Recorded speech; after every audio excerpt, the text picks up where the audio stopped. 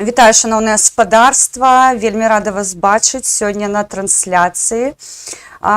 Трошкі ў мяне чамусьці падгальмоўваў гімн, не ведаю, што за халера такая адбываецца з інтэрнэтам. Бачу, трошкі ён у мяне падае, мабыць, завантажана лінія, не ведаю, што адбываецца, але спадзяюся, што трансляцыя сёння пойдзе якасна, таму што сёння спойлерну, будзе трошкі і весела, і сумна, і пазітыўна, і шмат навінаў ёсць. Сёння будзем іх абмяркоўваць. Канешне, галоўная навіна ў мяне на экране. Гэта, напэўна, за сёння лепшае, што адбылося, таму што Дзіма Фурманов нарэшце на волі. Наколькі нам зараз вядома, ён з бацькамі. Канешне, яго не высвятляецца месцазнаходжання. Я вельмі спадзяюся, што ён будзе знаходзіцца на волі, таму што ёсць розныя меркаванні, але давайце не будзем усялякім мордаваротам даваць нейкія такія ідэі, таму што мы хацім бачыць Зміцера побач з намі. Канешне, вельмі хочацца, але паглядзім, як там будзе. Напішыце мне, калі ласка, вітаю, Нарль-Ол. Напішыце, калі ласка, як ідзе трансляцыя, як гук, як відэа. Трошкі я бачу у ОБС падае інтэрнэт, але зноўку тут, на жаль, ад мяне не залежыць, таму што пакет добры стаіць, якасны, тут ужо ўсё ад сетак зоўнішніх. Я спадзяюся, што хутка ён адраўняецца, і мы з вамі паглядзім тыя навіны, якія сёння падгатавалі. Сёння будуць відэа, сёння будуць прыколы, таму, сябры, распаўсюджвайце стрым, таму што гэта вельмі важліва. Так, пачнем з галоўнай навіны. Гэта, канешне, Зміцер Фурманов. Я нагадаю, што Дзіма знаходзіўся за кратамі па суду, такому лжэсуду. Яму прызначылі тэрмін 2 гады. Ён выйшаў, таму што тэрмін, якой ён заходзіўся ў СІЗА, ён бярэцца з каэфіцыентам, і, адпаведна, яго тэрмін, я шмат проста бачу, што пішуць ужо некаторыя СМІ, што выйшаў ён датэрмінова. Гэта хлусня, гэта падмена паняццяў, таму што ён адсядзеў поўны тэрмін з улікам тых каэфіцыентаў, якія прымяняюцца да людзей, якія знаходзяцца за кратамі. Таму тут можна смела казаць, што Дзіма Фурманов свой срок поўны адбамбіў. Я ганаруся ім, што ён не пісаў нейкія лісты, не прыкланяўся перад нелегітымнымі, каб яго выпусцілі датэрмінова. Я так разумею, што Воскрескунс быў посланы далёка і надоўга з тымі паперкамі, дзесьці прыблізна ў прыбіральню, тыя, якія ён прапаноўваў напісаць на датэрміновае вызваленне. Там зараз у нас ходзіць прыкол, што падпісалі, і гэта афіцыйна дадзеныя. Вы памятаеце, што стаяў на выцяжку перад узурпатарам Воскрескунс і зігаваў пра тое, што ўжо больш за 100 падпісантаў, якія прасілі нібыта о памілаванні з боку дыктатара, але як паказала практыка, толькі 10% пабачылі волю, то бок з больш, чым за 100 людзей, давайце так умоўна, няхай іх будзе 130, выйшлі на волю 13. Вось так працуе гэтая сістэма. Гэта дыктатура, як паказвае беларуская дыктатура, яна любіць, калі ўсе схіляюць галаву і пакорна, як стада бараноў, ідуць да нейкай умоўнай намалёванай брамы, якой насамрэч не існуе. Хаця за гэтай брамай няма плоту, і можна быць абсалютна вольным, незалежным і самастойна абіраць свой шлях без пакланення камусьці. Вось, таму нешта мы пачалі забываць за спадара Аўтуховіча. Чаму не забываем пра спадара Аўтуховіча? Я шчыра кажу, я пра яго вельмі мала кажу, таму што прапагандай, таму што рознымі, скажем так, дрэннымі людзьмі кожнае наша слова можа быць выкарыстанае супраць яго.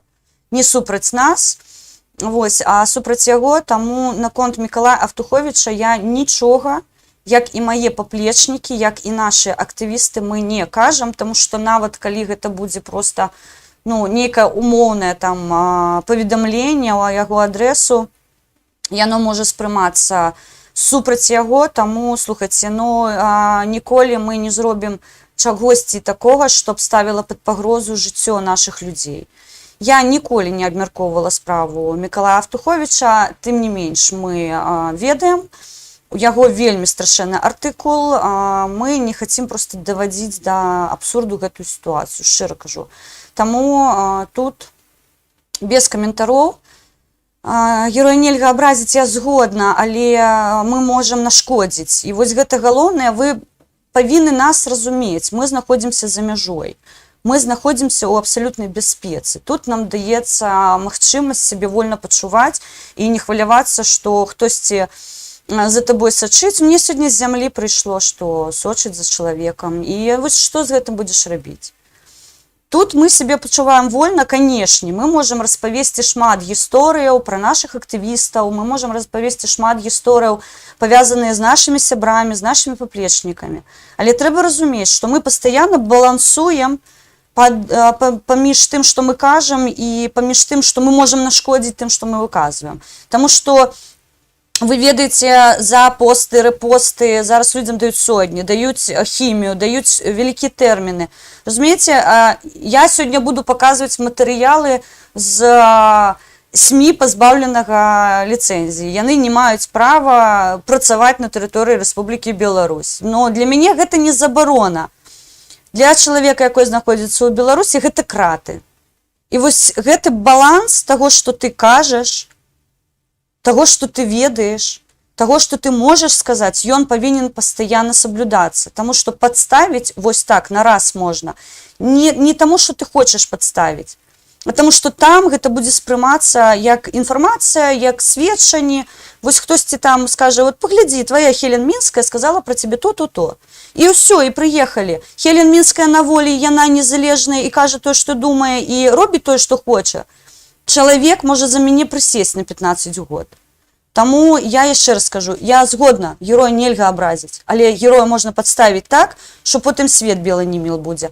Таму усе гэтыя рэчы мы абмяркоўваем выключна з пазіцыі публічнасці, і уся інфармацыя, якая надаецца на маім канале, тут няма ніякіх сакрэтных дадзеных, я нічога не вынашу з зачыненых чатах, у якіх я знаходжуся, у якіх знаходзяцца нашыя сябры. У адрозненне, хто там з Кіева яшчэ пытае ілюзіі наконт Сергея Лук'янова, дык вось Сергей Лук'янов якраз таки спаліўся ў нашай камандзе, таму што ён выкладаў у публічны доступ дадзеныя прыватных чатаў.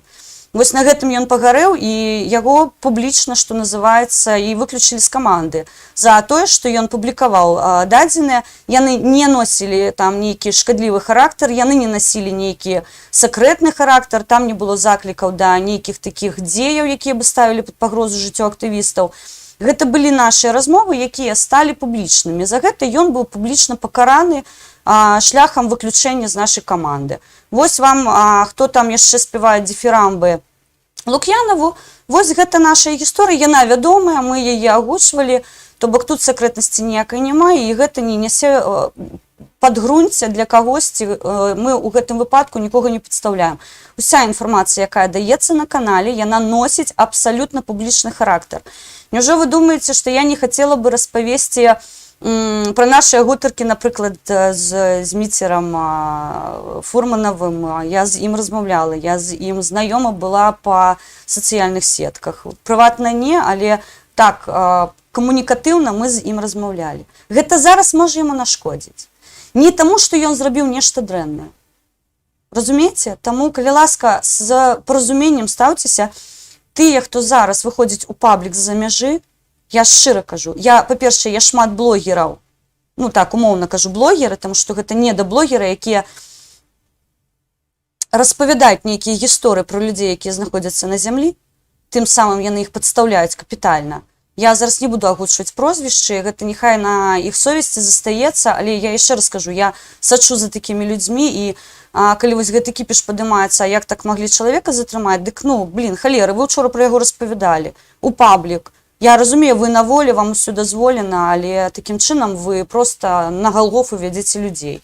Таму я яшчэ раз падкрэсліваю, уся інфармацыя, якая даецца на маім канале, яна ёсць у публічным доступе.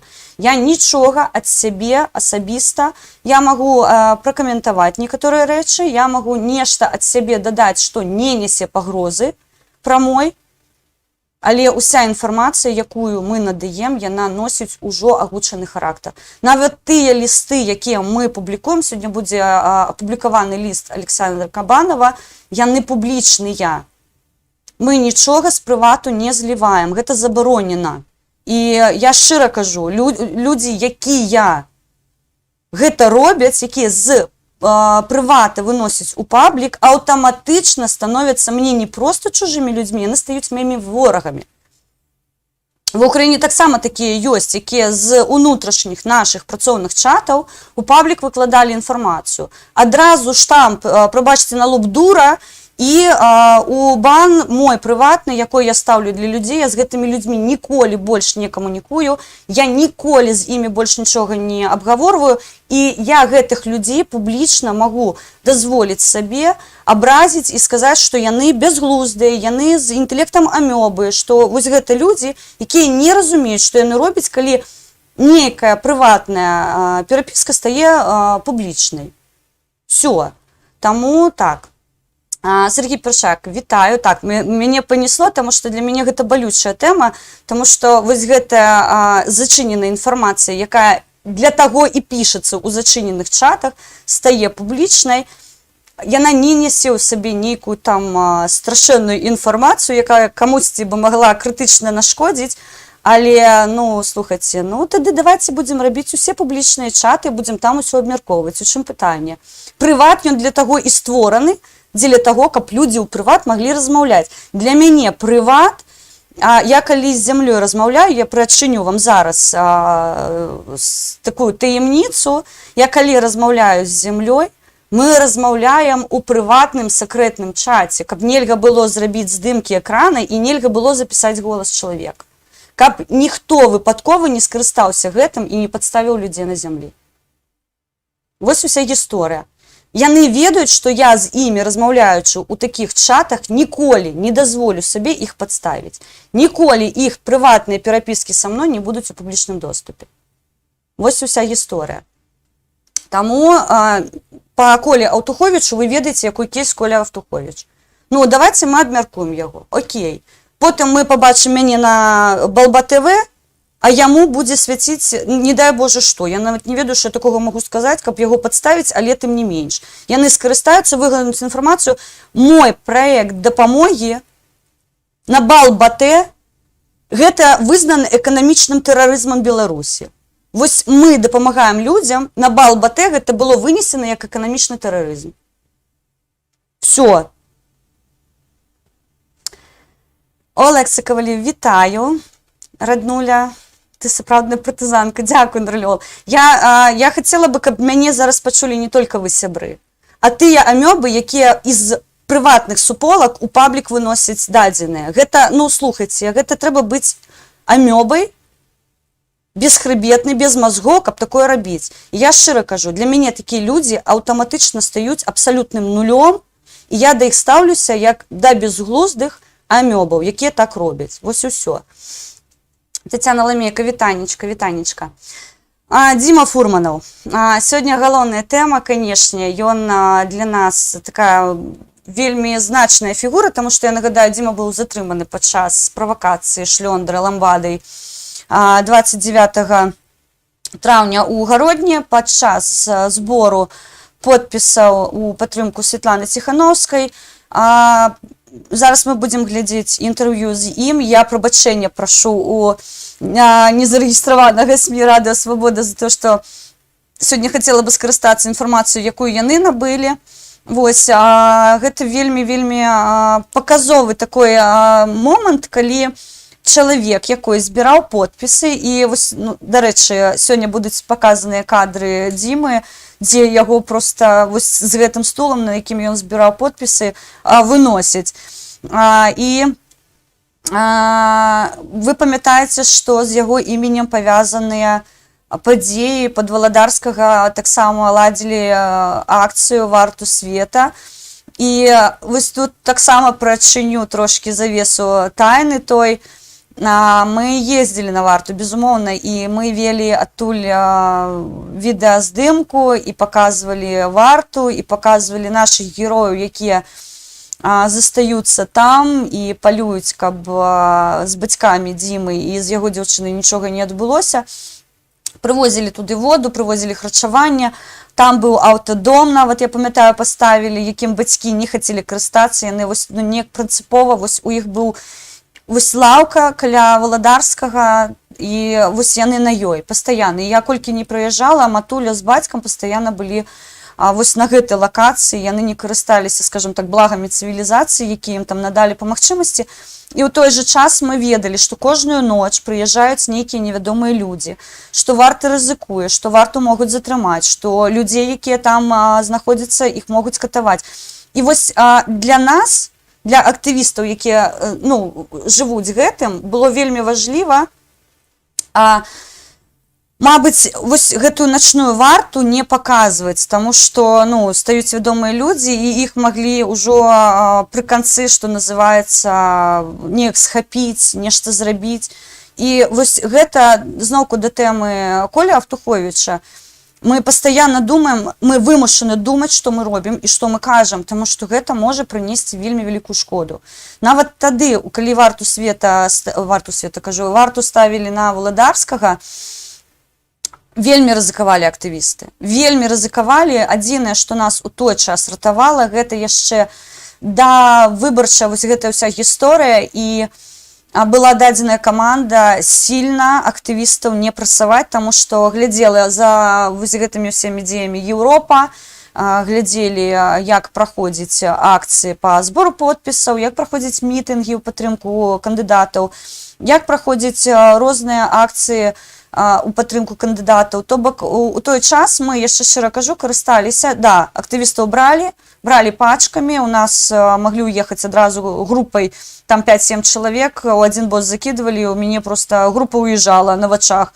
То бок ідзеш з сябрамі, хоп, хвіліна, і уехалі. Або ты з Денісам Урбановичам размаўляеш, і ён заходзіць літаральна праз хвіліну за кут, і яго бяруць, тебе прыходзіць, ты яшчэ, што называецца, мікрафон не астыў, а тебе прыходзіць і кажуць, толькі што Урбановича забралі, да? Вся гэтая гісторыя. Таму Дзіма Фурманаў, калі быў на Валадарскага, там у той час таксама знаходзіўся Мікалай Статкевіч. Мы праводзілі варту, мы праводзілі акцыі, я здымала таксама пад Валадарскага, я прыязджала, мы здымалі відэа, мы размаўлялі з матуляй. Шчыра кажу, гэта вельмі была складаная размова, таму што мы у той час пісалі лісты, мы звярталіся да міжнародных арганізацый. Паралельна з гэтым, з кампаніяй, у нас была кампанія вязняў, кампанія па прыцягванню увагі міжнароднай, што адбываецца вакол. Таму Дзіму потым, вы ведаеце, адбыўся суд, судзілішча абсалютна незаконнае. Мы пабачылі ўпершыню яго пагалёнае аблічча, таму што у Фурманова была шыкоўная барада, але я зараз спойлерну трошкі на відэо, ён абяцае, што ён яе абавязкова паверне. Таму я вельмі рада, што ён зараз на волі, я вельмі спадзяюся, што з ім будзе ўсё добра. Мы, безумоўна, будзем сачыць і далей за лёсам нашых палітычных зняволеных. Складаныя умовы ім створваюць. Сёння я бы хацела звярнуць увагу на... Адзінае, што я не бачыла, ці вызналі дружыну Андрэя Зельцара, схожа, што яшчэ не вызналі палітычна зняволенай, таму што дадзеных я не бачыла па вясне, каб дзесьці публікавалася, што яна палітычная, але ў той жа час дакладна вядома, што умовы ў яе вельмі складаныя, і калі, так умоўна кажучы, спадзяваліся, што на Акрэсціна яе катавалі, а выпадкова на Валадарскага катаваць не будуць, сябры, шчыра кажу, вельмі моцна памыляліся, таму што катаванні не спыніліся. Вось той геноцид, якой у Беларусі запачаткавала лукашысцкая ўлада, ён працягваецца, яны не плануюць спыняцца, яны адчуваюць, што мабыць, Крэмль ідзе іх абароніць, але тут, калі сачыш яшчэ за суседзямі, ты разумееш, што ў Крэмлі у саміх далёка не ўсё так лагадна, як бы хацелася, і ну, не нам хацелася, а ім хацелася, і у іх поўна сваіх праблем. Таму у гэтым пытанні спадзявацца на вось гэтую пачвару дыктатарскую другога аблічча, ну, гэта такая сабе справа. Киевская хунта, вітанечка, вітанечка. Вітаю вас, Оксаночка, вітаю, сонечка. Пане Сергію, вітаю вас. Дякую, сябры, що завіталі. Аўтуховіча не зломяць, могуць толькі знішчыць. Больш, чым ён цыгана мала хто ненавідзіць. Я згодна, так. Ну, скажем так, мы можам сабраць па Мікалаю Аўтуховічу публічную інфармацыю. І, мабыць, я сёння павінна была абмяркоўваць ковід і умовы лакдауну ва ўкраіне, умовы, па якіх людзі зараз могуць ездзіць, таму што тут гэта таксама ўсё мяняецца.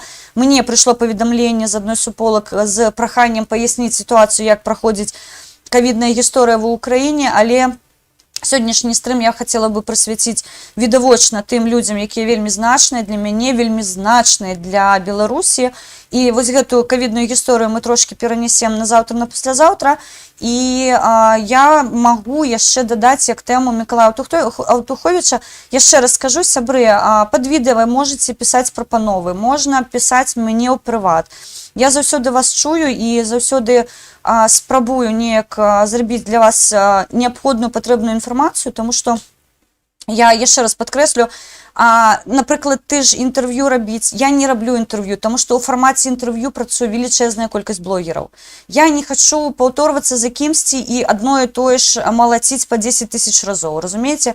Я з задавальненнем бы паразмаўляла з Зміцерам Шыгельскім, шчыра кажу, мне цікава з ім паразмаўляць. Але на сённяшні дзень вось яго ўжо выгнанулі наізнанку, вось насколькі можна, разумееце? То бок просто задаваць нейкія глупствы, ну, бессэнсоўна. А рэшта ён адказаў на пытанні. Дарэчы, я віншую нашых сяброў супраціву. Зараз вось Дзіма Шыгельскага згадала. І я віншую нашых супраціў, ДНС, буслы летяць. Я вас віншую з тым, што вы нарэшце прызнаны экстрэмісцкай суполкай і атрымалі вось такой знак якасці беларускі, што дзейсна вы за Беларусь і адзначылі вельмі класную тэму, калі плешывы усаты цыган казаў пра тое, што каму вы там падыгрываеце з гэтымі маскамі. Мы потым гэта згарнулі з тым флешмобам, якой зараз ідзе. Вы, мабыць, бачылі ўжо ў сетках, чапляюць маскі нашым героям, Кастусю Каліноўскаму, потым Едыміну прычапілі, падаецца, Міндаўгу прычапілі. То бок зараз ідзе вось такой флешмоб, калі нашым героям, нашым гістарычным персонажам беларускім чапляюць маскі і кажуць, што насі маску, абарані сябе, зберажы Беларусь. Вось, і вось на падставе гэтага пачвара вусатая сказаў, што каму вы там падтворстваеце. Мне падаецца, што хутка будзе барацьба з маскамі, таму што гэта будзе спрынята як забароненая сімволіка, гэта будзе спрынята як забароненыя нейкія такія засабы абароны, і з людзей будуць зрываць маскі. Ну, таму што, бачыце, змагары топяць за тое, каб людзі сябе бераглі. Таму бязглуздасць. Па дружыне Андрэя Зельцара вы ведаеце, што гэта тая жанчына, якая на Балба ТВ, мы не бачылі здымкаў з яе тэлефона. Што важліва, ніхто не бачыў, што здымала она. А яна здымала якраз такі Андрэй. Яна здымала таксама тых упоратых пачвараў, якія варваліся ў іх хату. І калі Андрэй вымушаны быў выкарыстоўваць зброю з мэтай захісту, яна таксама гэта здымала, але відавочна, што нідзе гэтыя кадры не з'явіліся. Я яшчэ раз падкрэслю, дадзеных з яе тэлефона няма. Дзе яны зніклі, растварыліся, ну, невядома, на жаль. Вось, і такім чынам паведамляе Андрэй Стрыжак, гэта кіраўнік фонду Байсол, што упершыню пасля арышту, які адбыўся ў канцы верасня, дамары Успенскай прынялі перадачу.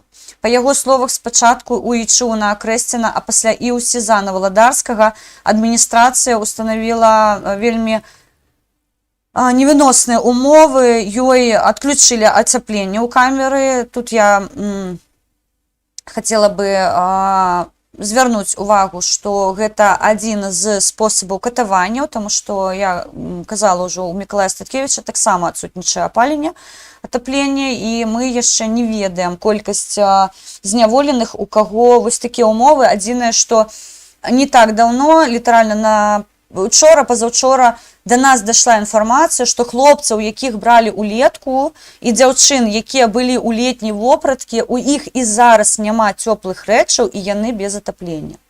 Што людзі там за кратамі сядзяць у шортах і ў майках. Ну, гэта проста, ну, я не ведаю. Гэта якімі абсалютна ублюдачнымі паскудамі трэба быць, каб вось гэта ўсё назіраць і з'яўляцца тым, хто гэта запачаткоўвае, хто гэта падтрымлівае, хто гэта робіць. Таму тут трыбуналу быць, безумоўна, таму што за такое, ну, прабачэння не будзе ніколі і нікому. Таксама ёй адмаўлялі ў прыёме перадачаў, харчавання, цёплых рэчаў, прадметаў гігіены таксама не было. Зразумела, што яна жанчына, і некаторыя рэчы ёй проста фізічна неабходныя, але ў той жа час вось гэтая форма катаванняў, яна у Беларусі мае абсалютна нейкую норму. Ну і таксама ёй беспадстаўна адмаўлялі ў допуску адваката. З адвакатамі яшчэ раз, мабыць, не яшчэ раз, мабыць, Горденшан, вы вітаю, Вячеслав Стадевіц, вітаю, Пётр Лысак, вітанечка, Петя адправіла, ты зразумееш. Вось, таму тут з адвакатамі у нас ёсць пэўныя праблемы, таму што праблема першая. Адвакатаў пазбаўляюць ліцэнзіі, яны не могуць выконваць свае прамыя забавязанні, нейкая камісія па этыкі кажа, што яны неэтычныя. І другая праблема, шмат адвакатаў адмаўляецца. У мяне таксама ёсць мой прыватны прыклад, калі мае справы весці ў Беларусі, шукаем адваката, якой бы ўзяўся за актывістку, але, ведаеце, мне так сказалі, супакойся, таму што будзе закон, будзеш адстаёваць свае правы, пакуль закона няма. Тут сёння смеялася, хахатала з сваімі знаёмымі на зямлі.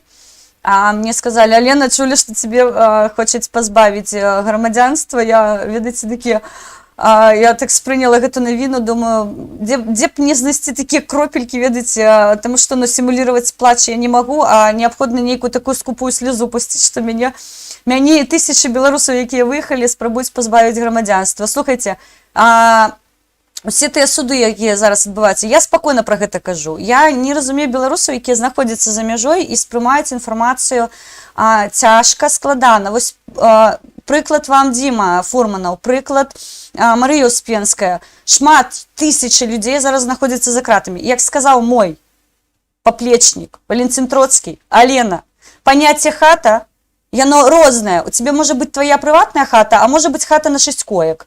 Вось, таму разумееце, тут што як спрымаць. У мяне таксама з пазіцыі беларускі, напэўна, купа праблем у Беларусі. Купішча проста. Вы бы, напэўна, калі пачулі, колькі ў мяне там зараз назбіралася ўсяго, у іншага чалавека, напэўна, дах паехаў, таму што, ну, проста пазбавілі ўсяго.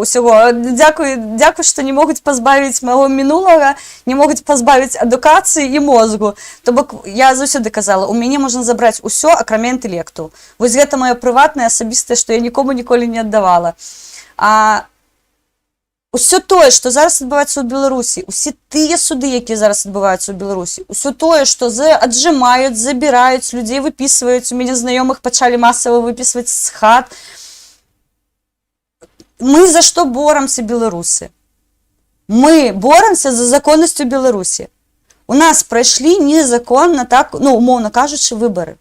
У нас зараз няма ўлады ў Беларусі нідзе, ні за мяжой, ні ў Беларусі. Фізічна не існуе ўлады. Беларусь засталася без нічога, разумееце, з голай дупай.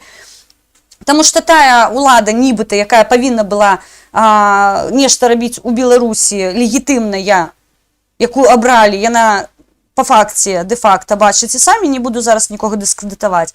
А узурпатар, ну, ён носіць абсалютна нелегітымны характар. Што адсюль вынік якой можна зрабіць? Тыя суды, якія адбыліся, яны не носяць легітымны характар. Чаму? Таму што суддзі прызначаны нелегітымным дыктатар. Там уся ўлада, любую галіну ўлады возьміце, яна уся незаконная.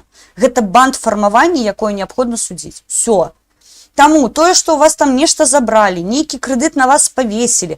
Мне казалі, што у тых, у каго засталіся крэдыты, нейкія шалёныя адсоткі пачалі скакаць. Вы дзеля чаго за мяжой знаходзіцеся? Скажыце мне, калі ласка. Аплакваць свой крэдыт, якой вы не паспелі аплаціць? Ну і добра, што не паспелі аплаціць. Страйк. Страйк. Абсалютна нармальная гісторыя. Я не ведаю, мне, ну, крэдытная гісторыя такая, што там, ну, дзейсна, як бы я зараз хацела расплаціцца з дзяржавай, па гэтаму крэдыту мне бы 2 нырак не хапіла. Напэўна. Я просто не гляжу, колькі у мяне там забаргоўнасць, мне гэта просто абсалютна не цікава, таму што я ведаю, што ўсё гэта незаконна. Таму хвалявацца, хату у вас аджымаюць. Яшчэ раз, мы жывем у 37-м годзе. Дрэнна, мне мама, у яе такая цікавая фраза была. Яна кажа, беларусы чамусьці маюць вельмі кароткую памяць. Калі падчас масавых рэпрэсіяў НКВДшнікам масава раздавалі хаты, дзе іх бралі? У меня просто звычайнае пытанне. Мне кажуць, вось, хаты раздавалі пры СРСР. Там што, такімі тэмпамі шалёнымі будаўніцтва шло? Там нейкія нанотэхналогіі выкарыстоўваліся. Куды НКВДшнікаў засялялі асабіста 30-40-е годы, а пасля вайны? Асабіста пасля вайны, калі ўсё было разбомблена. Адкуль гэтыя харомы на 3-5 комнат? Гэта ўсё было аджата. Чытайце, што такое раскулачванне. Чытайце, як забіралі маёмасць у людзей. Ні за што. У мяне быў у Беларусі, у маіх продкі, гэта моя прабабуля, мой прадзядуля, у іх быў асабісты маёнтак свой. Спытайце у беларусаў, тыя, хто карэнні мае беларускія, 100%, у каго не паглядзі, у каго не ткні пальцам, у кагосьці шляхта абавязкова была прыватная нейкі маёнтак, нейкі будынак. Я не кажу зараз пра кватэрку, вось гэта скварэшнік, гэта муравейнік. Я кажу пра прыватныя будынкі. Гэта ўсё аджымалася. Вы зараз бачыце, што там распавядаюць, некалі гэта быў нейкі замак, дварэц вельмі вядомы, ён належаў там такому-то, такому-то роду, ён столькі-то год стаяў, што потым пасля яго? Нейкі шпіталь падчас вайны, а потым камуналка. Гэта так і робіцца, у вас будуць забіраць, таму што гэтую пачвару, гэтую чарнашмотачную ўсю гісторыю неабходна неяк гадаваць. Зараз яе будуць гадаваць, і яшчэ раз кажу, гартайце гісторыю. Мы не бабрыканцы, мы не кажам, што давайце перагарнем старонку, нібыта нічога не было, і будзем жыць у будучыні. Мы жывем у будучыні, таму што мы робім нейкія крокі дзеля таго, каб гэта больш ніколі не адбывалася. За рахунак таго, што не былі пакараныя тады некаторыя, мы бачым зараз гісторыю пра лукашавак. Чаму вы дзівуецеся? Я шчыра кажу, я не здзівуюсь, калі ў маю хату выпадкова заселяць нейкага мардаварот. Я буду за гэтага плакаць? Шчыра кажу, не. Таму што я абсалютна ўпэўнена, што калі мы так доўга вядзем барацьбу за нашу незалежнасць, мы яе здабудзем. А вось там кожная пачвара за свае дзеі будзе адказваць. Таму беларусы, якія за мяжой асабіста, я вас вельмі прашу. Не патрэбна думаць, о божа, у мяне камуналка. Я яе не сплаціў. Што мне рабіць, рахункі ў Беларусі зачыненыя. У мяне хату аджалі. Ого, боже мой, 4 сцены. Вы можете павярнуцца ў Беларусь і 4 сцены памяняць на 4 муры. Не праблема, абсалютна. У вас будуць суседзі цудовыя, яны будуць вам чай даваць. Не праблема. Таму вось чым мераем? Ці баімся мы нешта страціць? Я не баюсь. Я ўжо амаль усё страціла. Мне ў Беларусі, шчыра кажу, толькі карані засталіся. На дадзены момант ні ў мяне, ні ў дзяцей па факце ўжо нічога няма. Я буду з-за гэтага зараз плакаць. Ні слезінкі не пралью, таму што я разумею, калі я павярнусь у Беларусь, у мяне будзе магчымасць прыцягнуць з боку заканадаўства ўсіх тых, хто чыніў злачынствы, пакуль я не магла абараняць свае правы. Вось гэтым і жывіце. І ніколі не шкадуйце. Як габрэі кажуць, Дзякуй, што ўзяў грашыма. Все, забудьце, ніколі нічога не шкадуйце. То не твоя хата, то условно твоя хата. Ну так. Красуні не было. Дзякуй, сябры, дзякуй. Юлечка Барсукова, вітаю. Вітаю, Соніка, цябе, вітаю. Таму вось такая гісторыя. Давайте повертаемся до наших навінаў. Я бы зараз хацела яшчэ раз праехацца па коронавіруснай гісторыі. Чаму? Таму што сёння на рэсурсе забароненым і вызнаным экстрэмісцкім, прабачце, на Матолька Help выйшлі некаторыя дадзеныя. Зараз я вас азнаёмлю з імі. Матолька памагі называецца. Матолька Help. Яны размясцілі некаторыя дадзеныя па ковіднай гісторыі, і потому што адбываюцца ў Беларусі. Яны далі урыўкамі таго, што у чат-боты пішуць, з зямлі паведамляюць. Яшчэ раз кажу, мы жывём зямлёй кожны дзень, мы з імі на сувязі, і мы нават відам нейкія робім рэчы, каб быць бліжэй адзін да аднаго. Таму чат-боты для нас гэта яшчэ адно ратаванне, таму што ў чат-боце можна ананімна паведаміць нешта, і цябе ніхто не вычысліць, ніхто не пабачыць. Вось, я пакуль не ведаю такіх гісторый, каб кагосьці там з чат-ботаў лавілі. Да, экстрэмісцкія каналы, гэта ўсё класна, але ад гэтага мы не сталі менш атрымліваць інфармацыю. Наадварот, людзі шукаюць вось нейкія крыніцы, дзе яшчэ можна праціснуцца дзеля таго, каб паведаміць, што адбываецца. Што паведаміў Антон Матолька? Працягваюць пісаць дзясяткі супрацоўнікаў дзяржпрадпрыемстваў пра тое, што атмасфера зараз царыць у дзяржаўных установах і міністэрствах. Сябры, перакладаю на хаду, таму, прабачце, магу запінацца трошкі. Мы абралі для вас яшчэ некалькі паказовых гісторый. Установы здароваахароны. Абставіны жудасныя, ад слова зусім. Пацыентаў купа, гэты штамп высоказаразны, дыягнастычная апаратура ламаецца, не вытрымлівае нагрузкі. Грошаў на замену няма. Да новага году яшчэ не даскрыпім, потым усё. Людзі масава не працягваюць кантракты, працуюць пенсіянеры. Уладу ненавідзяць усе. Пасля ўчорашняга спіча прэзідэнта увогуле незразумела, што будзе. Як зараз заставіць насіць маскі, незразумела. Як прывіць людзей, таксама. Калі з дзяржаўнага канала прагучала, што вакцына гаўно, як да гэтага ставіцца? У калектывах, наступны ліст, у калектывах дэпрэсія. Усе ругаюцца, ковідныя надбаўкі зменшылі. Жывём сённяшнім днём. Што будзе заўтра, невядома. На планавую дапамогу у нас ані ставак няма, ані працоўнікаў. Лягчэй ісці ў стачку або ў забастоўку, куды заўгодна, толькі бы не прымаць удзел ва ўсім гэтым. Гэта, я так разумею, пішуць медыкі наша. З внутрашніх спраў пішуць. Усе дапрацоўваюць кантракты і марыць сваліць. Моцная нехватка і адток кадру. Спецыялістаў і казаць няма чаго. Нават простых супрацоўнікаў не хапае. Набіраюць усіх, нават тых людзей, якія не маюць вышэйшай адукацыі або маюць судзімасць. Цалкам ўсё пачуваюць сябе недрэнна. Зарплаты высокія, за 1800 і вышэй. 1800 гэта прыблізна 10-800 $, ну плюс-мінус. Трымаюцца за свае месцы зубамі, уходзіць нікуды не збіраюцца. Так, па факту, нічога іншага не ўмеюць. Ты такую зарплату на волі яшчэ пашукаць патрэбна. Вольныя вакансіі таксама ёсць, але знайсці правераных людзей праблематычна. Усе грошы, якія запланаваны на зарплаты, на пустуючыя вакансіі, але не вытрачаныя. Упрыканцы года дзеляцца на прэміі. Калі эканомія паміж сотруднікамі ў розных прапорцыях, так усе толькі рады недокамплектаванасці. Да, гэта вядомая гісторыя, дарэчы, я бы хацела тут, хто не свядомы ў гэтым пытанні, распавесці. Вельмі слушна, Хелен, дзякуй, даражэнька Юля. Я распавяду, у дзяржаўных установах у Беларусі працуе схематоз. Абсалютна сутыкаліся з ім пастаянна, карацей.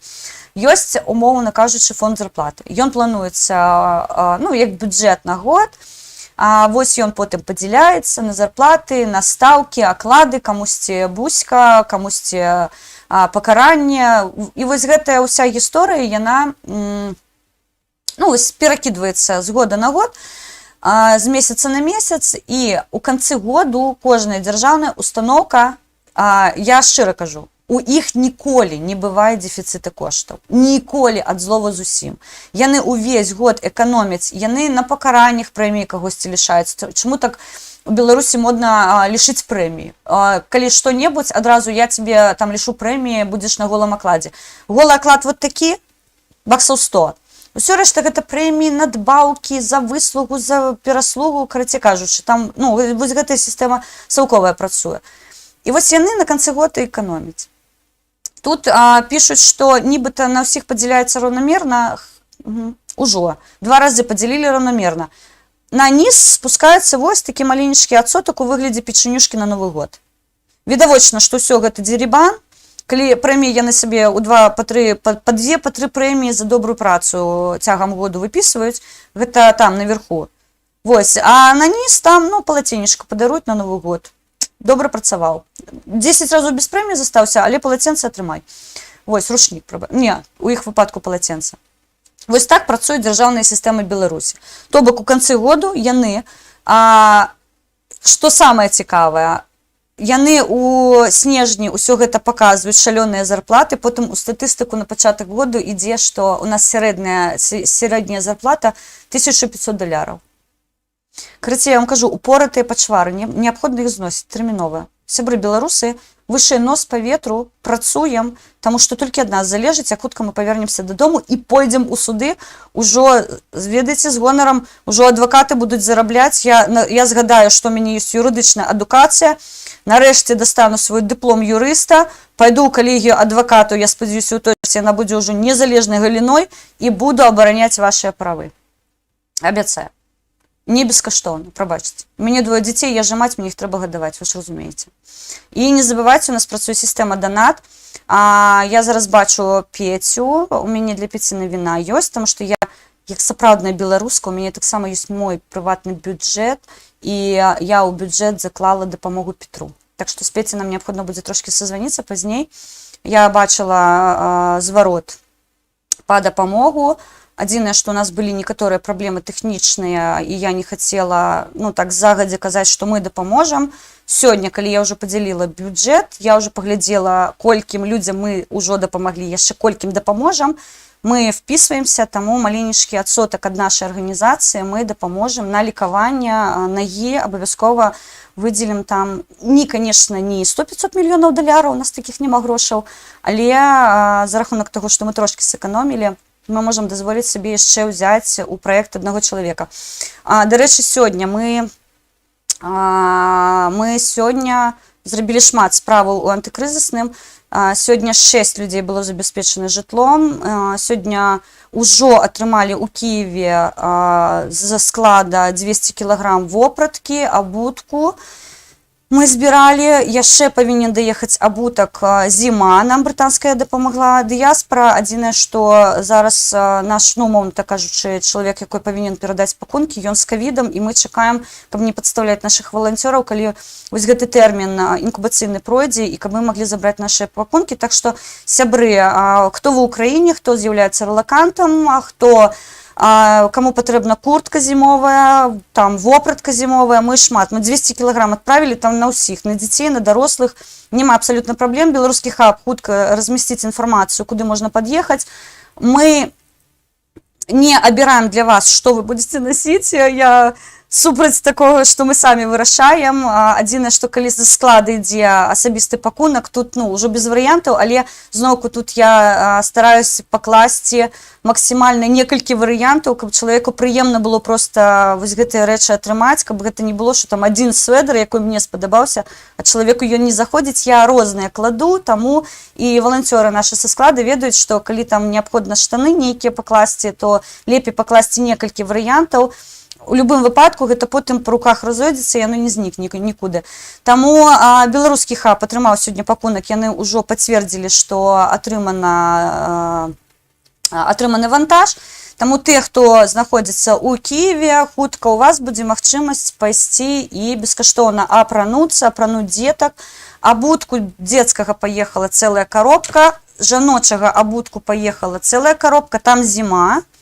Амаль усё, трошкі восень не задалі, таму, калі ласка, звяртайцеся, хутка размясцім інфармацыю на на наших ресурсах, куды што. Ну і вось, Петя, сёння твой дзень. Так, ну я шчыра кажу, я сэканоміла, тому што у нас хостелы, і там можна трошки лавіраваць, тому што тыдзень пражывання і месяц пражывання гэта розныя кошты.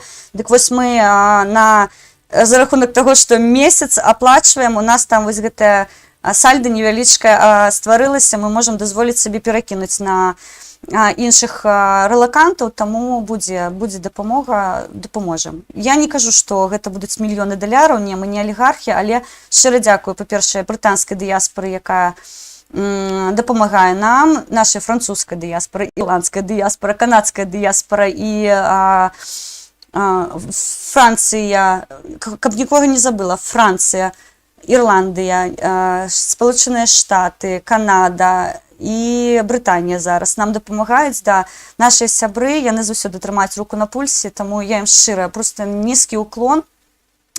Будзем, да, далей працуем все добра, нічога не змянілася.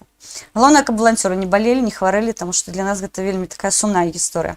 Трошкі адвлеклась, прабачце, але ў мяне сёння такой трэшавы класны дзень, калі збіраюцца пытанні, і ёсць такі моманты, ты не можаш вырашыць іх вось именно зараз. Вось там, напрыклад, мы збіралі асабістыя пакункі, коробкі з вопраткай стаяць, і мы чакаем абутак. А абутак чакаем, таму што чалавек піша, у мяне ёсць падозра на ковід. Што мы будзем рабіць? Трэба сустрэцца, забраць. І я такая, я не магу сама, таму што я не прышчэпленая.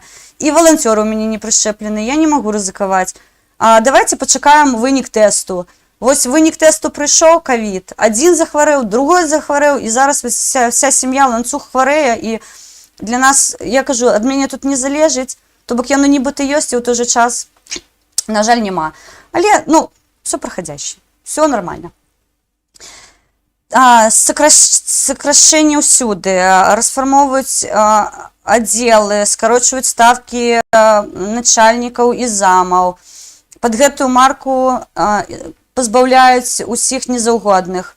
Вельмі заўгодных прыстаўляюць у іншыя аддзелы. Самымі зручнымі стукачамі, напрыклад, ім зберагаюць зарплату за рахунак раздутых прэміяў. Людзей масава гоняць у прафсаюз пад страхам звольнення. Адзін з галоўных крытэрыяў пры прыёме стучаць кіраўніцтву на калег. Калі не згодны, не прымуць. Вось так, сябры. Шмат не буду чытаць, таму што мы толькі назбіраў шмат інфармацыі. Вельмі складаная інфармацыя па ковіду. Ёсць бот, нік і майк, туды скідваюць інфармацыю. Трошки вам распавяду, хто не чытае беларускія рэсурсы. У Жодзіна адзін з выходных памерла 7 чалавек з каронай. Пачалі прывозіць людзей з Менску. Дятлава паведамляе, у бальніцу прымаюць пацыентаў увогуле з учорашняга дня ніякіх. У бальніцу не прымаюць пацыентаў, прабачце, увогуле з учорашняга дня няма ніякіх месцаў. У Шчучыне ўсе 5 этажэй чырвоная зона, кісню на ўсіх няма, рэанімацыя забіта наглуху. Тым часам прышчэпкі па запісу. Кітайская вакцына ўжо няма, толькі супутнік з біомедпрэпаратаў. У Пінску ў суботу памер бацька майго друга і куму, 69 год. Хварэў ковідам, памер ад таго, што не вытрымала сэрца. Самі шукалі кісларода для бацькі. У Дохшыцах кожны дзень паміраюць людзі ад кароны. Сёння быў рэкорд 7 чалавек за дзень. У асноўным старыя. Бізнес у капачоў ідзе ўгару. Жлобін. Месячны зварот па рытуяльнаму магазіну за верасень 2021 году вырос у 8-10 разоў у параўнанні з пачаткам 2020 году. Пры гэтым, што цэны выраслі толькі на 20%. Вынікі можна зрабіць самастойна. Могілкі ўжо ўручную ніхто не капае. Экскаватар стаіць пастаянна і дзяжурыць на кладбішчы. Васілевіча паведамляе, што Рэчыцкі раён учора ў мясцовай бальніцы зачынілі фізіякабінет. Дзённы стацыянар, зубной кабінет прымае толькі тэрміновых. З паліклінікай лекары пераводзяць у больніцу, дзе робяць брудную зону. У брудную зону кожны дзень па чэрзе па 50-70 чалавек. У всех больниц засталіся толькі, з усіх у больніцы засталіся толькі гінеколог, галоўны лекар, а брудная зона прымае і працуе толькі дзіцячы доктар, больш нікога няма. Сёння зранку галоўны ўрач усё перагуляла і сказала, што ўсё будзе працаваць у штатным рэжыме. Таксама паведамляюць, сёння пыталіся купіць гваздзікі, цвяточніцы сумна засмяяліся, сказалі, што гваздзік на ўсіх не хапае. Так, дзякуй, што пішаце, дзякуй. Піша, я ўрач з ОАР, я не ведаю расшифроўку, прабачце, зараз адбываецца катастрофа. Хочу высловіць сваё меркаванне, насіце маскі, калі вы не супраць прэзідэнту. Як бы гэта жорстка не гучала, яго электарат у аснове сваёй 50+, ён і так вымраць. Датрымлівайцеся сваёй ідэалогіі ў бліжэйшы час. Кіслароду няма, лячэння ад ковіда таксама. Ну і мы, канешне, заклікаем, насіце маскі. У Беларусі актыўна заклікаюць вакцынавацца. Я учора сказала, што гэта вакцына, супутнікі, яна распрацована выключна для лішніх храмасомных, для расіянцаў, вось яны ёй прывіваюцца. Беларусы, калі ёсць магчымасць выехаць за мяжу, лепей, ну, мабыць, дзесьці Польша, Літва, калі ёсць візы, там робяць прышчэпкі бескаштоўна. Ва Ўкраіне такая магчымасць таксама ёсць. Тут ёсць нюансы па атрыманню прышчэпкі. Зараз ва Ўкраіне трошки назіраецца дэфіцыт Мадэрны і Пфайзера, коляць AstraZenecам у асноўным, таму або Кранавакам. Таму, ну, калі ёсць магчымасць выехаць, прышчэпіцца, дзве фазы ёсць, двухфазныя дозы, аднафазныя, глядзіце, як зручна, лепей выйдзеце, але не каліцеся вы гэтым сраным супутнікам, няхай маскалі ім коляцца, і лішнія храмасомныя будуць задаволеныя, што яны, як там хтосьці з іх там 6 разоў прышчэпіўся, 10 разоў. Яны, напэўна, п'юць замест гарэлкі, ведаеце, такое беларускае лекаванне, супутнік. Дарэчы, трэба кінуць ідэю беларусам, каб яны вскрылі супутнік, мабыць, ён дзесь нас спиртавым такім растворчыкам пахне. Ото новая формула распрацованая. Зараз я хацела бы вас пазнаёміць з Зміцерам Фурманавым, дзе ён сам распавядзе, што адбылося кароткае відэа, але у той жа час па яго стане, па яго вачах, навучыцеся чытаць актывістаў, навучыцеся чытаць людзей. Ён вельмі стрымана распавядаў, але вось я звярнула увагу на яго вочы. Я вам раю таксама гэта зрабіць. Мабыць, трошки будзе падгальмоўваць відэа. Я спрабавала яго запампаваць, каб ОБС яго падчапіла, але, мабыць, будуць маленечкія затрымкі. Я спадзяюся, што ўсё будзе добра, і у нас з вами не будзе ніякіх праблем падчас трансляцыі. Прыемнага перагляду і дачакайцеся канцу стрыму, таму што сёння я вам зрабіла сюрпрайз. Вы будзеце вельмі гучна сёння смяяцца, калі будзеце глядзець Хелен Мінску да канца.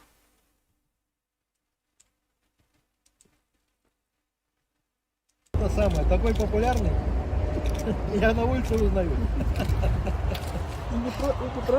Не просто узнаю. Здоровья, Ну, как я считаю, до сих пор меня похитили с пикета по сбору подписей.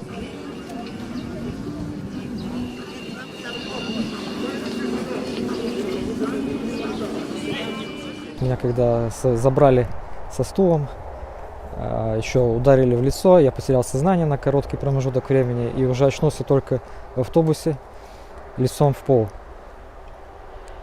Я не планировал, в принципе, идти собирать подписи. Я просто в последний момент посчитал, что у меня достаточно свободного времени, почему бы не уделить ситуации с выборами, да, ну, то есть заняться политикой. И просто подал заявку на координатора по инициативной группе. Это можно считать какой-то фантастикой, что удалось собрать подписи, потому что с учетом того, что, насколько я получал в письмах информацию, что даже похищали подписные листы, что, значит, сажали людей из инициативных групп, ну, в том числе меня. Конечно, было удивительно потом в газетах читать, что кандидат Светлана Тихановская зарегистрирована, что она идет на выборы. И это, конечно же, меня очень обрадовало, что это все не зря, я посчитал. И потому что изначально, опять же, повторюсь, это было все на уровне какой-то авантюры. Я вышел на свободу, но я не чувствую себя на свободе. Я знаю, что в любой момент меня могут опять посадить в тюрьму и продолжить уголовное преследование. Бояться тюрьмы не стоит. Если ты туда попал, то у тебя есть хорошее время для осмысления и понимания себя и людей в целом. Да, самый сложный был этап, опять же, скажу, что это было ШИЗО в колонии. И, значит, это полная изоляция. Ты не получаешь каких ни новостей, ни писем, ни передачек. И в эти моменты, конечно, самое тяжело приходится человеку. Что в этом случае делать, кроме своих мыслей? У человека ничего нет, ему приходится просто думать, вспоминать свою жизнь, строить планы на будущее, и, скорее всего, именно это спасает человека. В ШИЗО меня отправляли по, как я считаю, по надуманным основаниям. То есть когда я прибыл в колонию, было очевидно, что стоит задача меня как можно быстрее изолировать от остальных осужденных. Находили определенные причины для того, чтобы отправить меня в ШИЗО. И когда меня уже отправили, то оттуда уже не выпускали до конца срока. Это очень тяжелое место, штрафной изолятор. Здесь нет спальных принадлежностей. Приходится спать на деревянном наре, так называемой. Значит, поэтому, плюс еще холод. Это вот сейчас межсезонное, еще отопления когда не было очень холодно. Последние 2 недели, правда, включили отопление, но все равно было недостаточно для отопления, для согревания тела. И было очень, некомфортно. То есть периодически даже в голове какие-то начинались галлюцинации от холода. Ночью приходилось вставать, по 3 раза делать зарядку, согреваться. И в итоге, одна из почек уже начала побаливать. Сейчас уже более-менее, после того, как включили отопление. Надеюсь, это все восстановится. Я даже сейчас уже не бреюсь, потому что раз в неделю нужно бриться в ШИЗО, а следующая бритва у меня должна была быть в эту субботу, и, естественно, я на нее не попал, и в дальнейшем борода будет восстановлена, так что не волнуйтесь. Передачки, посылки от людей, поддержка, это многого стоит, и без этого вообще никак бы я, по крайней мере, я бы не смог бы отсидеть нормально этот срок. Я помню момент, когда, еще одно событие очень меня порадовало, когда мне пришла передачка от моей девушки, которая находилась за границей. Я вообще не понял, как это могло произойти, и там были пряники новогодние, точнее рождественские, да, и они были очень вкусные. Я считаю, что это самый лучший подарок пока для меня на Новый год и вообще, в принципе, любой подарок. Те люди, которые сейчас пребывают в депрессии и считают, что у нас все потеряно и ничего не получится, я просто хочу сказать, что это все временно, и в любое плохое время оно заканчивается, и в любом случае наступят хорошие времена. И даже в самой плохой ситуации нужно искать какие-то вещи, которые должны радовать. То есть надо хотя бы радоваться тому, что ты не в тюрьме, если ты находишься хотя бы на свободе. Это уже хорошо. Хоть я еще раз говорю, что это не совсем та свобода, которую мы хотим. Но хоть мы уже долго терпим, но нужно, как оказывается, еще потерпеть какое-то время. И уже есть предпосылки на то, что ситуация меняется. Я верю, что она скоро изменится, и мы наконец сможем вздохнуть свободно, почувствовать себя по-настоящему свободными людьми.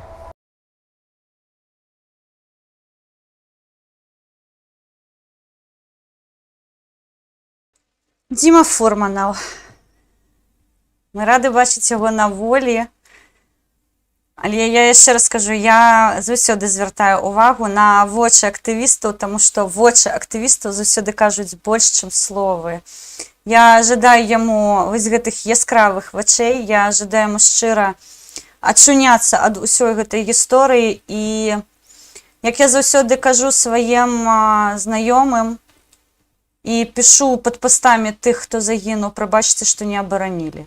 Ад нас залежаў тэрмін, якой Діма Фурманов прасядзіць за кратамі. І ён адбамбіў свой тэрмін па поўнай праграме. І тое, што ён перажыў за кратамі і шыза, і камеры, беларусы, гэта наша з вами адказнасць, і кожны з нас вінаваты ў тым, што гэта малады прыгожы хлопец страціў амаль 2 гады свайго жыцця.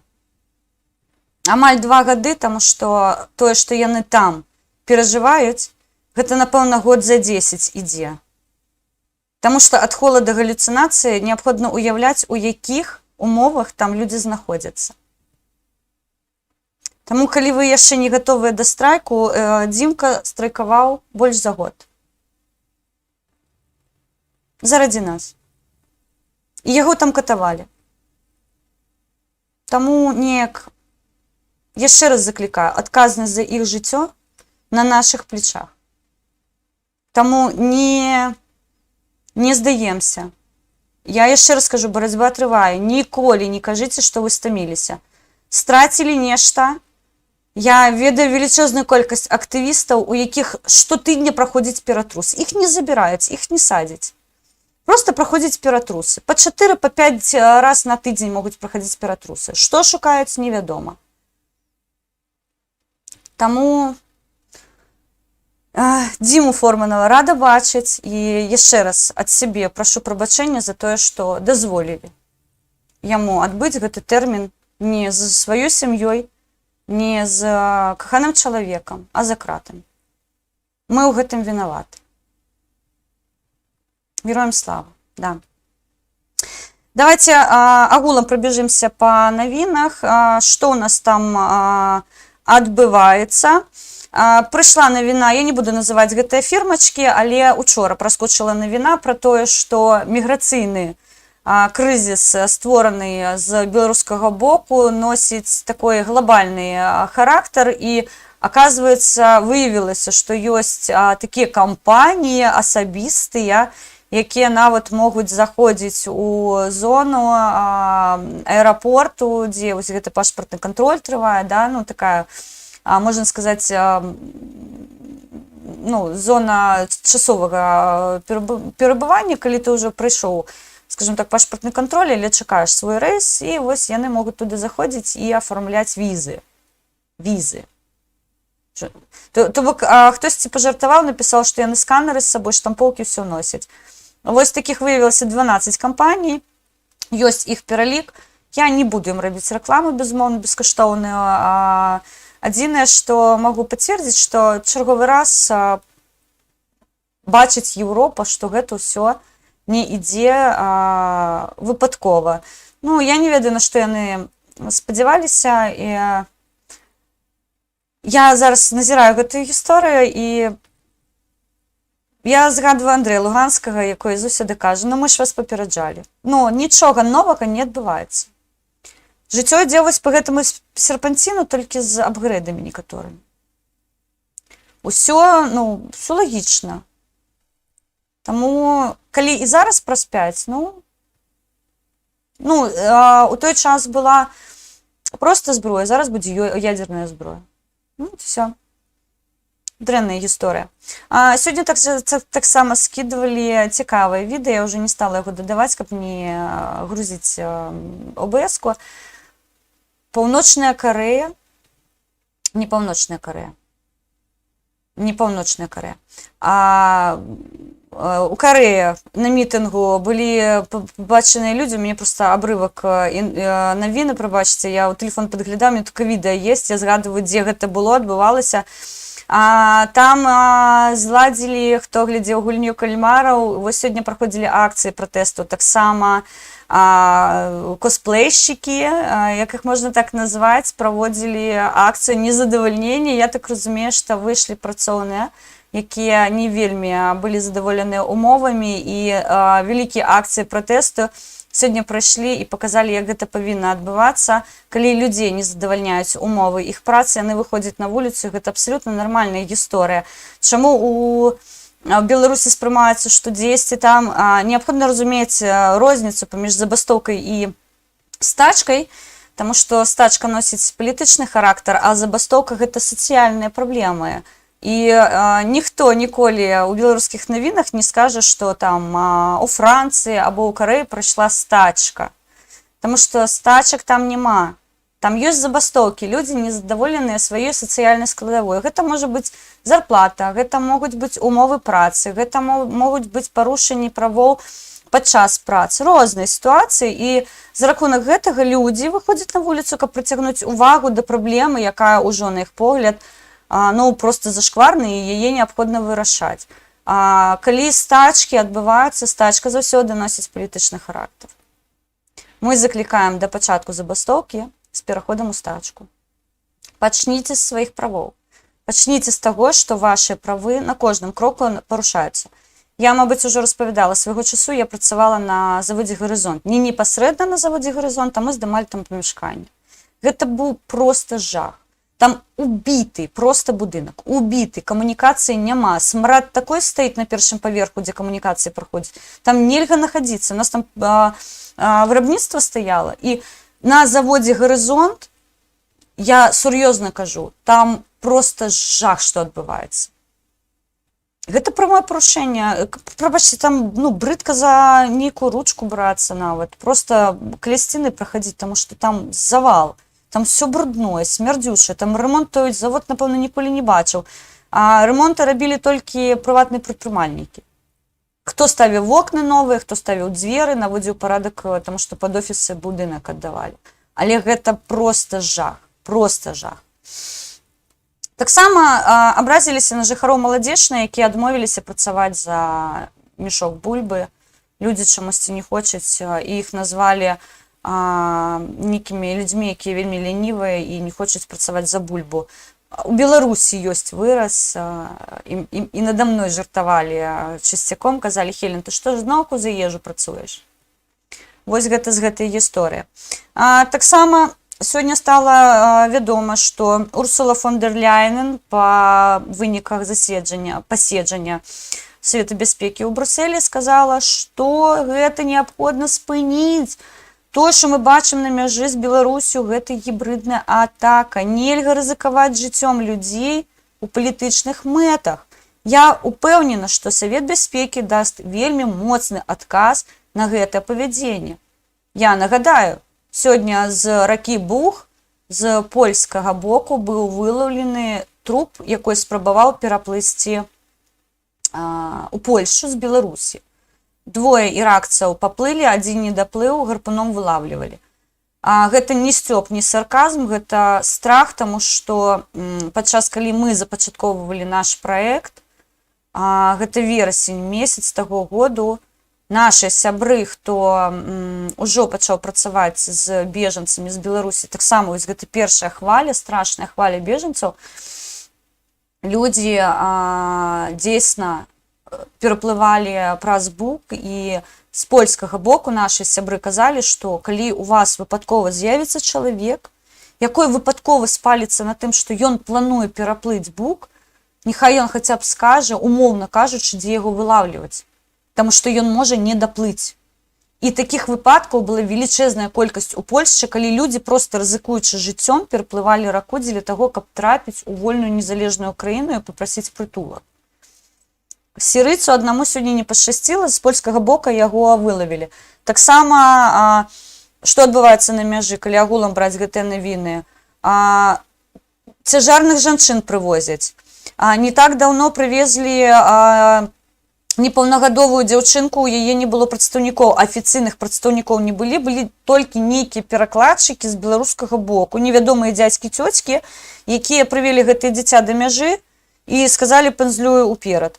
Вось такіх выпадкаў велічэзная колькасць, і на сёння статыстычна далі лічбу, я не ведаю, наколькі яна адпавядае дзейснасці, нібыта ўжо 8 чалавек знойдзены мёртвымі каля мяжы з Беларусю. То бок памежныя службы фіксуюць вось такія выпадкі. Тое, што гэта носіць абсалютна цэлеспрамованы такой крок, гэта абсалютна відавочна. Але зноўку, разумееце, я як актывістка і мае паплечнікі, я ўпэўнена, не толькі з маёй каманды, увогуле актывісты, якія займаліся парламенцкімі кампаніямі, дагэтуль у пратэстах былі, якія займаліся гэтай прэзідэнцкай кампаніяй, я шчыра кажу, мы не дзівуемся, таму што мы гэта ўсё праходзілі падчас, калі мы самі працавалі, і вось тое, што адбываецца зараз, я шчыра кажу, для мяне не адчыняюць Амерыку абсалютна. Вось увогуле, я проста дзівуюся, колькі вось фантазіі, гэта дэбільная, можа быць, гэта якую фантазію хворую неабходна мець, каб да такога дадумацца. Вось, і пры гэтым быць упэўненым, што гэта застанецца беспакаранна, смешна проста. Адзінае, што я яшчэ раз скажу, еўрапейцаў неабходна трошкі годзіць, таму што яны чамусьці лічаць, што яны зробяць но-но-но па тэлевізару, і вось там вось гэтая лупатая, абсалютна абдолбаная, зараз мы будзем з вами хахатунчык рабіць, таму што зараз я включу вам відэа, якое дзякуй людзям, якія дапамагалі мантаваць. Сёння мы запілілі ролик, класна, на мой погляд, таму што выбухнула просто навіна. Я спойлерну ролик, але я прашу вас паглядзець до конца, таму што вы атрымаеце купу задавальнення і з добрым настроем пойдзеце піць гарбатку і лягаць ужо спаць, і у вас будзе такой пазітыўчык.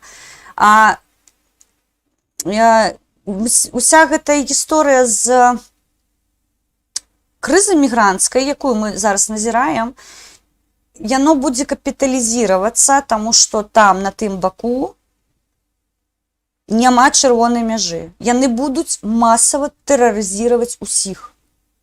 Гэта масавы тэрор, і ён будзе толькі пагаршацца.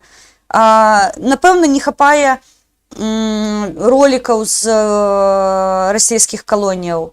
У Беларусі было не лепш. Што, да беларусаў лаяльнее ставіліся? Не, было па-іншаму. Таму мы за трыбунал. А дзеля таго, каб прайшлі якасныя суды, неабходна пасядзець трошкі дома. Таксама сёння стала вядома, што яшчэ 6 прадпрыемстваў беларусастворуючых зачыняюцца, яны падаліся ў банкрутства. Гэта барысаўскі кансервны завод, ліквідацыю таксама праходзіць хрустальны завод. Я сёння чытала назвы, сябры, я проста, разумееце, во мне памёр СРСРовскі патрыёт, абсалютна. Таму што я чытала гэтыя назвы, і у нас што такое было яшчэ? Хрустальны завод імені Дзяржынскага. Барысаўскае прадпрыемства вырабніцтва музыкальных інструментаў. Барысаўская швейная фабрыка. ПМК, прабачце, 16 і ОАО Забашевічы. Вот Забашевічы, Забашевіцка пашлі. Масава зачыняюцца прадпрыемствы, і гэта зноўку вынік таго, што павінна быць, калі эканоміка не працуе. Я заўсёды параўняю, я ўжо распавядала, для мяне Беларусь гэта вялікі завод, якой вырабляе чапельнікі. Прабачце мне, калі ласка. Як мы. Толькі мы, ВВП трымаецца на вырабніцтве чапельнікаў. Вось гэта пра Беларусь. Вось гэта роўна тая гісторыя, калі вырабляецца тое, што нафіг нікому не патрэбна. Працуем на склад. О, Алексій, вітанечка. Вітаю. Мої бусечки захиснику. Дякую, що моя дупа почуває себе спокійно. Завдяки тобі. Так, сябры, мы уже з вами долго в эфире. Я пропоную вам поднять настрой, мы завтра глядим з вами ліст Алексея Кабанова. Завтра, я так мяркую, пакуль ён завантажыцца. Да, прэм'ерку поставлю на 12 гадзіну ночі. Я вас прошу. Самае цікавае, што наступныя лісты з Міцера Фурманова былі, але у мяне такая ідэя ёсць трошки шалёная, таму пакуль я Діму прыбяру, а мы будем читать тых, хто яшчэ знаходзіцца за кратамі. Не забывайте заходить на канал. Ваша кожная падабайка. Я офігенно вам благодарна за тое, што папярэднае відэа, якое называецца «Лукаш штопаны», яно у прапорцыі набрала амаль, спачатку было амаль 90%, зараз трошки паменш, больш за палову. Я вам шчыра дзякую за тое, што вы падтрымліваеце канал, таму што пашырэнне беларускага контенту залежыць поўнасцю ад вас. Героям слава, так. Бярыце попкорн, заходзьце на канал, пакідайце каментары, і ваши падабайкі вельмі важлівыя. Калі ёсць нейкія прапановы, можаце пакідаць іх пад відэа, я абавязкова іх чытаю. І не забывайце, што мы з вами вядзем шмат праектаў дапамогі, і салідарнасць наша з'яўляецца вынікам таго, што санкцыі працуюць. Сінепалы зам'ючвае сваіх вырадкаў, тому што яны баяцца, што мы іх рассакрэцім і будзем ведаць іх імёны. Насамрэч, іх імёны абсалютна відавочна уже дзесьці у кагосьці ў папачцы ёсць. Дапамагаем кіберпартызанам, распаўсюджваем іх ролікі, не баімся умоўна экстрэмісцкіх каналаў, таму што толькі ад нас залежыць, якая будзе Беларусь. Я вам шчыра дзякую, я з вами вітаюсь, даглядзіце ролик до конца. Я сабрала сёння самае смачнае дзеля вас, каб у вас быў добры настрой, а я вітаюсь з вами до завтра. Мне вельмі прыемна, што вы сёння былі са мной. Я жадаю вам добрага вечара і не забывайце, што пакуль жывуць беларусы, жыве Беларусь. І слава Украіне! Героям нашим слава!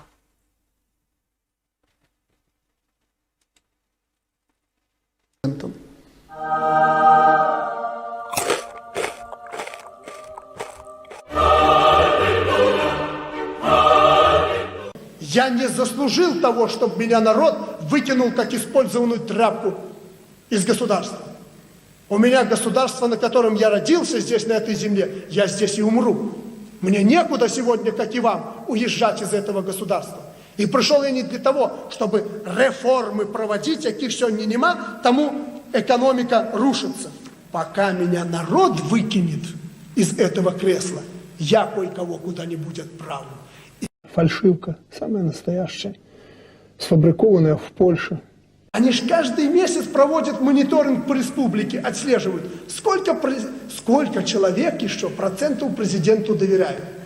Не дай Бог, в результате мониторинга бы этот процент упал до 8-9% или до 3%, как сегодня имеет рейтинг второй после президента человек, все, президента бы не было. Только ваше еще терпение в целом по стране и доверие позволяет мне находиться у власти. Боже, яке кончене. Корова дает молоко и мясо. С молоко молочные продукты, с мясом мясные. Она пришла, попила и пошла кушать. Не хочешь кушать? Иди ляг, полежи. Вон коврики ей. Легла корова, полежала, отдохнула. Ну, пока что мы с вами еще далеки от того, что мы родим. Лучше быть диктатором, чем голубым. Я президент, я вправе высказывать свою точку зрения. Приезжали тут великие деятели правильной и неправильной ориентации. И меня уже начали упрекать в том, что я, видите ли, осудил голубятню и так далее. Ну, не нравятся мне голубые, я и сказал, что не нравятся. Ну, зачем есть мясо с картошкой? Ну, съесть ты селедкой ее там с рыбой. Ну, зачем ты на ночь вместе с этой бульбой жрешь мясо и ложишься спать? Ты знал, что у тебя здесь будет построено? Знал. Ну и что дальше? Уже железобетон, металл вместе вперемешку с древесиной. Сортирую на сегодняшний день уже. А зачем ты перемешал это все? Это преступление. И оно наказуемо. Поэтому директора предприятия снять с должности сегодня же. Не сделаешь — посажу. Не сделаешь предприятие — сядешь. Но я не хочу, чтобы ты сидел.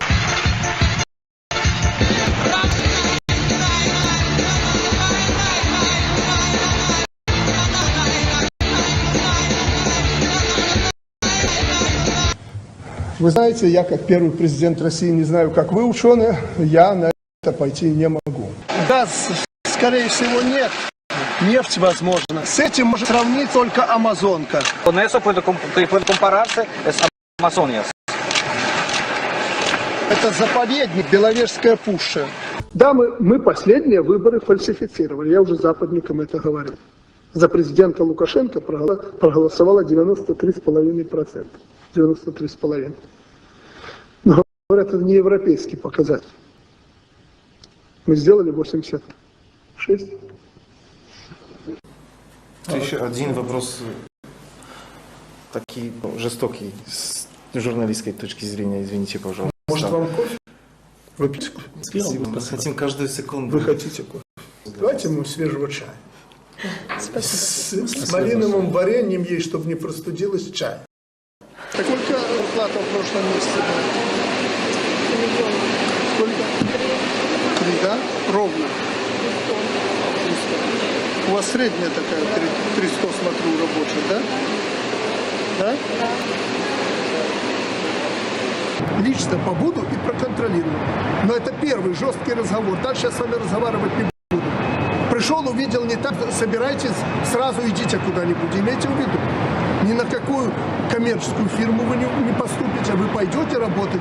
Строитель, пойдешь месить цемент. Пейте уксус, закусывайте так. Санкции и прочее, все это полный бред и чепуха. В России тоже невозможно, потому Путин уже нет президента. Как? А кто он? Только не смейте мне врать. Пускай белорусская лежит, польская картошка из Южной Африки. Хотят люди на чудо посмотреть, пусть посмотрят. Успокойтесь, господа. Лукашенко не тот человек, которого можно отстроить. Он уже президентского хлеба накушался. Даже если весь мир выступит сегодня против Лукашенко, он все равно станет президентом, если он этого захочет. Просто хочу понять, будет ли вам легче спать, если эти люди напишут? Или вам будет Чтобы легче понять, спать? как я сплю, со мной надо спать. Данченко надо на коммунарку отправить, пусть наведет порядок и покажет как. А потом сделаем его вице-премьером, допустим. Если наведет. Нет, в тюрьму посадим. Передайте это, все, что я сказал людям, не вырезайте. Вот и все. А то мы тут начинаем крутить, вертеть, какие-то комбинации выкручивать, что инвесторы к нам не пойдут. Не пойдут, не надо, своих хватает сегодня. Победа. Да? Да. Нет!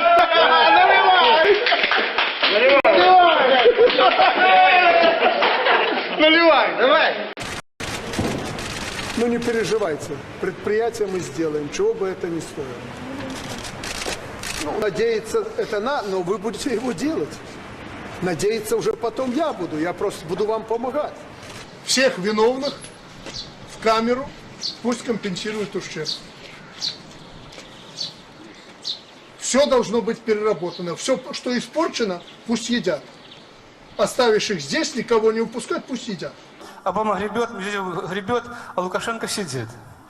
И Обама говорит: слушай, Дима, кажется, он нас наколол. Нас тут только 3, а за него проголосовало 4.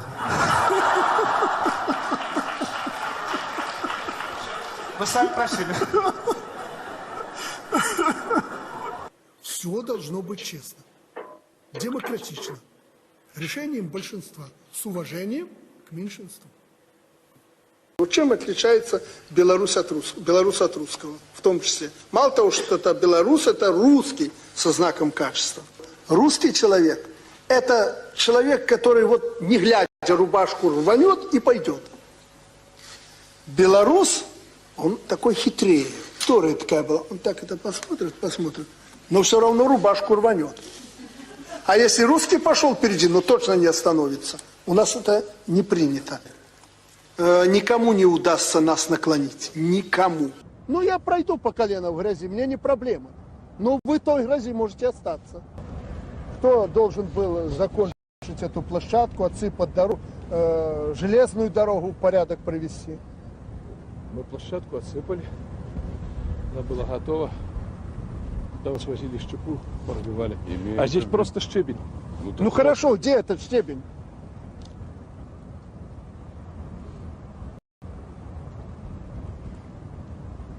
В принципе, все сделано.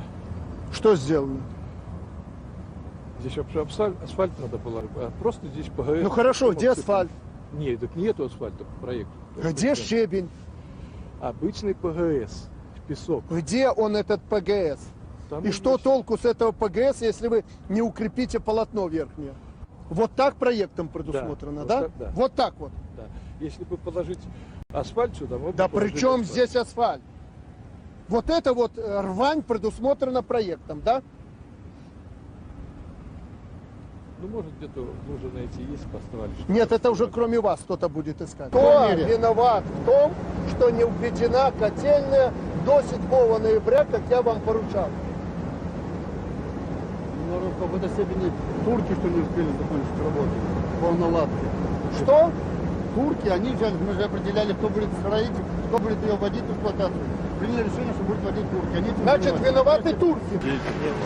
Наш подписку о невыезде. Освободить сегодня же в обед от занимаемой должности.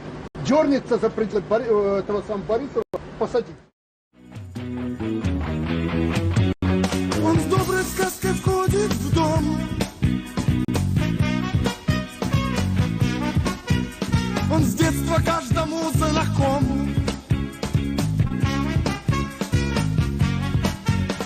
Он не ученый, не поэт, но покорил весь белый свет. Веселый сказочник и плут. Скажите, как его зовут? Лоб.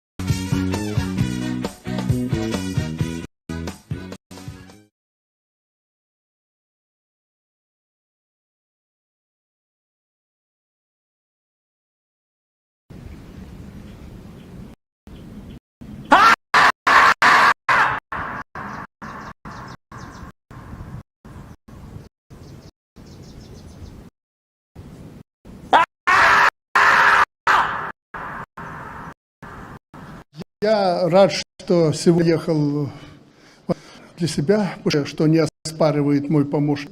Ковид не только на данном этапе придавил грипп, то есть не болеют люди гриппом практически, но и онкологи подозревают, что и онкология значительно упала не потому, что люди не обращаются, они это уже заметили, а что-то вот происходит такое. Наверное, я буду рад, если и как с гриппом.